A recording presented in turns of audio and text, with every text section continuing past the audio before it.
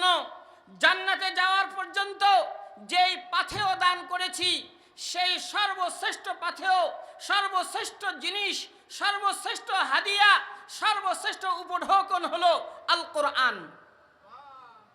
সম্মানিত ছাত্রবৃন্দ এবং এলাকার সর্বস্তরের মা বোনদেরকে এবং আমার ভাইদেরকে বলবো, বাবাজিদেরকে বলবো, হযরত উলামায়ে কেরামকে বলবো, যেই তরফ, যেই ভালোবাসা, যেই মুহাব্বত নিয়ে উন্মুক্ত বয়স্ক শিক্ষা চালু করা হয়েছে, যিনি বা যারা এর জন্য মেহনত করছেন, আল্লাহ তাআলা যেন এই যে নিয়ামত, এই নিয়ামতের পরিপূর্ণ যাজায় খায়র দান করে, বলেন আমিন।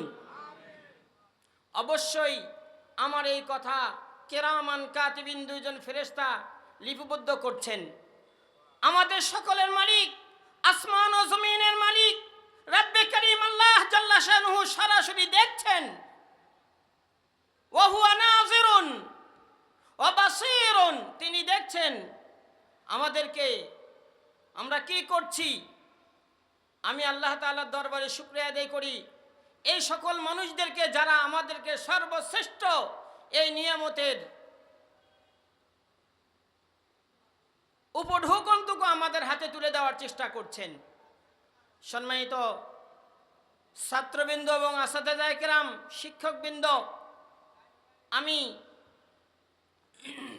প্রথমে একটি আয়াত তেলাওয়াত করেছি, ইয়া আইয়ুহাল্লাযীনা আমানুত্তাকুল্লাহ ওয়া কুনু মা'আস সাদিকিন। আপনারা এই ওয়া কুনু মা'আস সাদিকিনের ওয়াজ পীর সাহেবদের থেকে শুনেছেন।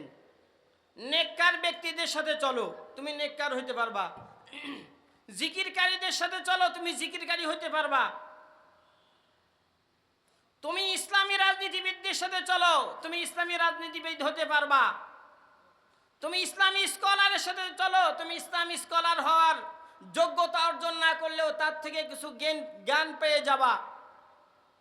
সম্মানিত ছাত্র ভাইদেরকে বলবো, যাদের কানে আওয়াজ যাচ্ছে তাদেরকে বলবো, হযরত আসাতিজা কিরাম স্টেজে আছেন, শিক্ষকবৃন্দ তাদেরকে বলবো, উত্তরখানের যাদের কানে আমার মাইকের আওয়াজ যাচ্ছে তাদেরকে অনুরোধ করব, এই জায়গায় আজকে আমি আপনাদেরকে বলবো, আমাদের একজন ক্ষুদ্র মানুষ, ছোট্ট মানুষ, ইংরেজি শিক্ষিত একজন লোক, একজন ব্যক্তির সাথে থাকার কারণে তার চিন্তা চেতনাকে কোরআনমুখী করে দিয়েছেন। আর তার এই কোরআনমুখিতা, তিনি যখন কোরআনের এই তালিম বুঝতে পেরেছেন, আপনাদের মতো হাজার হাজার মানুষের খেদমতের জন্য প্রস্তুত হয়ে গিয়েছেন। আর এই প্রস্তুতির প্রাথমিক অবস্থা হলো আলহামদুলিল্লাহ, আজ স্টেজে দেখতে পাচ্ছেন আমাদের নক্ষত্রের মতো উজ্জ্বল করা, চাঁদের মতো উজ্জ্বল চেহারাগুলো আল্লাহ তাআলার কোরআন নিয়ে তারা আজ আমাদের এই সামনে উপস্থিত হবেন।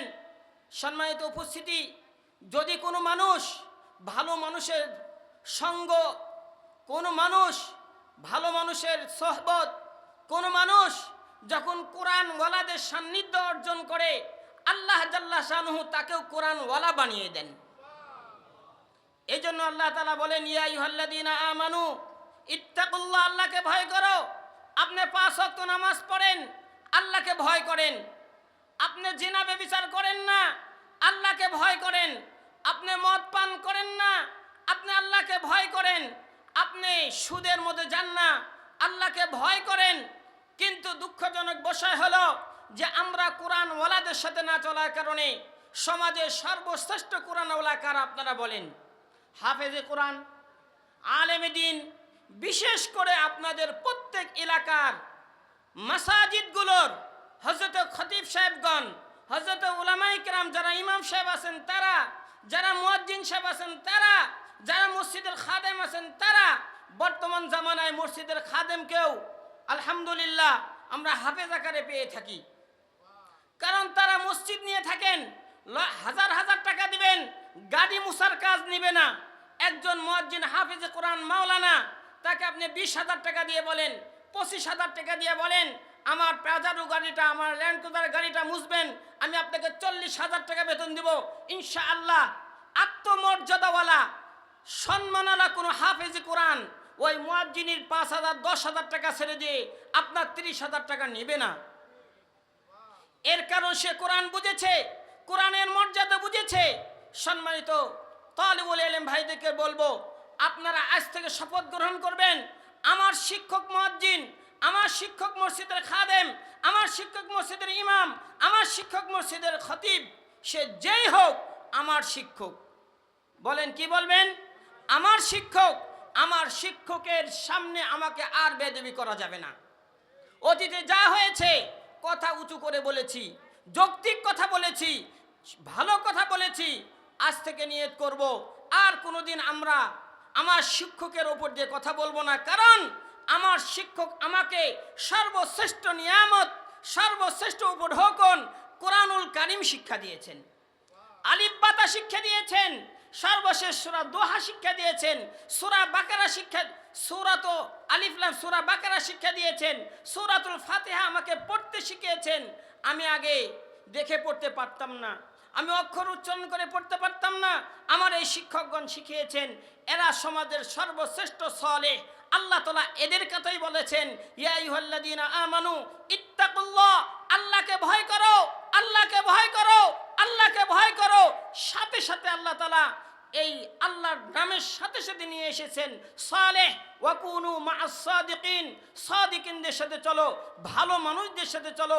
আর ভালো মানুষের প্রথম পরিচয় হলো নবী রাসূল, দ্বিতীয় পরিচয় হলো ইন্নাল উলামা ওয়ারাসাতুল আম্বিয়া, নবীর ওয়ারিস যারা, যিনি ইলম শিখিয়েছেন, ইলম শিখছেন, ইলম অন্যকে শিখাচ্ছেন, এই উলামায়ে কেরাম হলো জাতির সর্বশ্রেষ্ঠ সালেহ ভালো মানুষ।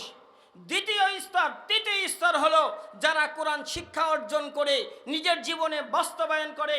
ইন্নাল্লাযীনা আমানু ওয়া আমিলুস সালিহাত, যারা ঈমান আনে, ঈমানের সাথে যে সকল শর্ত আছে সেগুলা পূরণ করে, সাথে সাথে আমল করে।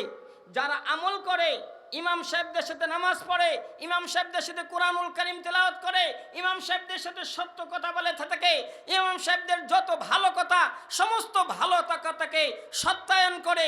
পৃথিবীর যে শক্তি আসুক না কেন, সমস্ত শক্তির বিপক্ষে তিনি ইমাম সাহেবের সত্য কথার সাথে দাঁড়িয়ে যায়, কোরআনের পক্ষে দাঁড়িয়ে যায়, কোরআন শিক্ষার পক্ষে দাঁড়িয়ে যায়।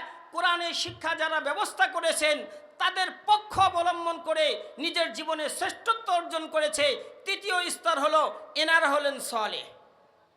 এজন্য আমরা তৃতীয় স্তরে সালেহ হতে পারবো তো ইনশাআল্লাহ? আমরা তো উলামায়ে কেরাম হতে পারিনি, আলেম নবী হওয়ার তো প্রশ্নই আসে না, আলেম হতে পারিনি এখনো এই বয়সে এসে। কিন্তু আলেমদের সাথে তো আছি, উলামায়ে কেরামের সাথে তো আছি। এই উলামায়ে কেরামকে সবসময় আপনারা কি করবেন? সম্মান করবেন, ইজ্জত করবেন, আলেমদের পায়ের জুতাকে সোজা করতে থাকবেন। কেন? আপনি তার ছাত্র, আপনি তার ছাত্র। সাথে সাথে একটা কথা মাথায় রাখতে হবে, একজন সাধারণ লোক, এখানে যারা খেদমত করতেছে কেউ মাদ্রাসার শিক্ষক না, সমস্ত সাধারণ লোক। আমি জাহিদ ভাইয়ের নামটা জানি জন্য বলতেছি। এরপরে এখানে আছে সাইদুর রহমান সাহেবের নাম, এই জন্য ওনার নামটা বলতেছি। অন্যদের নাম জানি না, কিন্তু চিনি, আমি মুখে চিনি। সম্মানিত উপস্থিতি, এই এনারা এই মাহফিলের আয়োজন করে, এই কোরআনুল কারীমের শিক্ষার ব্যবস্থা করে ওনারাও এই সালেহদের অন্তর্ভুক্ত হয়েছেন। আল্লাহ জাল্লা শানুহু বলেন, এইরকম এক সাইদুর রহমান অন্তত 200-150টি মসজিদে কোরআনের শিক্ষার ব্যবস্থা করেছে। এর কারণ হলো আলেমদের সাথে তার সম্পর্ক। একদিক থেকে আলেমদের সাথে সম্পর্ক, অপর দিক থেকে একজন দুনিয়াবী ব্যক্তির সাথে সম্পর্ক। তিনি দুনিয়াবী ব্যক্তিকে আলেমের সাথে সম্পৃক্ত করে দিয়েছেন। এর কারণ হলো তিনি আলেমদেরকে চিনেন, কোরআনকে চিনেন, কোরআনের মর্যাদা বুঝেন, কোরআন শিখানোর এই শিক্ষকদেরকে চিনেন, এই আলেমদেরকে জানেন, আলেমদের মর্যাদা জানেন। যদি তার 1 কোটি টাকা খরচ করে একজন ব্যক্তি কোরআন শিখতে পারে, কিয়ামতের আদালতে ওই একজন ব্যক্তি যদি বলে, আল্লাহ আমি এই সাইদুর রহমানের সাহেবের ব্যবস্থাপনায়, আমি এই জিহাদ ভাইয়ের ব্যবস্থাপনায়, আমি এই আব্দুল্লাহর ব্যবস্থাপনায় তোমার আল্লাহর কালাম, তুমি আল্লাহ তোমার কথা আমি শিখেছি, তুমি আল্লাহ তোমার কথা শিখে তার অর্থ বুঝেছি, আল্লাহ আমি আজ এই কোরআনের দোহাই দিয়ে তোমার কাছে সুপারিশ করছি, আমি নেককারদের অন্তর্ভুক্ত হয়েছি। এনাদের সহযোগিতায় এই কঠিন মুসিবতের দিন এই কোরআনের ব্যবস্থাপক যারা ছিলেন, এই মুফতি মাসুদুল করিম বলেন, প্রত্যেক মসজিদের ইমাম সাহেব বলেন, সাইদুর রহমান সাহেব বলেন, আমাদের জিহাদ ভাই সহ ওনার সাথী কর্মীদের কথা বলেন, আল্লাহ এনাদেরকে এবং এই ছাত্ররা যারা পড়েছে সবাইকে আপনার মাফ করে দিতে হবে। আমার বিশ্বাস আল্লাহ জাল্লা শানুহু কিয়ামতের ওই কঠিন ময়দানে তার সুপারিশকে ফেলে দিবেন না। আল্লাহ কবুল করেন। এজন্য আমরা খুব চেষ্টা করব আমাদের এই কোরআনের শিক্ষকদেরকে, কোরআনের ব্যবস্থাপকদেরকে সম্মান করতে, তাদের হক বুঝিয়ে দিতে।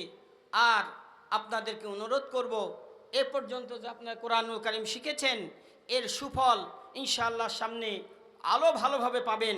আল্লাহ তাআলা আমাদের সবাইকে এর তাৎপর্য